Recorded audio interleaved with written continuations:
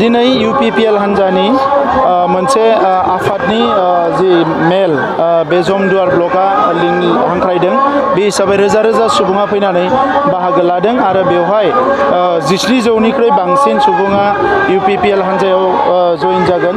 बांसिनानो BPFनि बिनि गुबै जाहोनखौ आङो बिजिरनानै नुदों जे थांनाय गोलाव सम जिहेतु जोंनि ओनसोलाव सान्थि फैबाय गोजोन फैबाय आरो बयबो गोरोबनानै थानो हानाय थासारि फैबाय नंखायनो बर'जों लोगोसे गुबुन गुबुन हारिनि मानसिफ्राबो लोब लोब फैनानै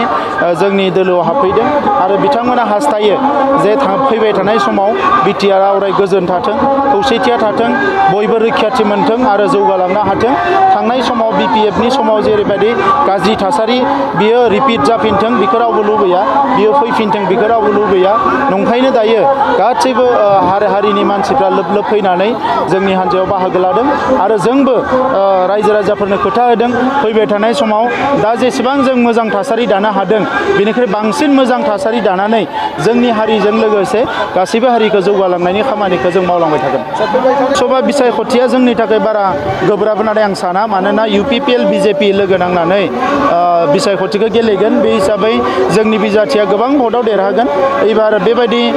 फेक्टर जानो हानाय एबा जोंजों चेलेन्ज खालामनो हानाय बेबायदि आफादबो नुहुराखै आरो बेबायदि हान्जाथ' नुहुराखै बेबायदि जोङो रावबो बिजाथिखौबो नुहुराखै नबकुमार सरनियाया रावनिबो गेजेराव मोनसेबो हारिनि गेजेराव बिथाङा पपुलारिटि गैलिया दा बे हिसाबै बिथाङा गावनि बाथ्राखौ बुंगोन नाथाय ग्रासरुटखौ नायोबा रावबो मोनसे हारिनि गेजेराव बिथांनि फारसे जि पपुलारिटि बियो गैला बियो अलमस्ट जिर' बायदि जालांबाय दायो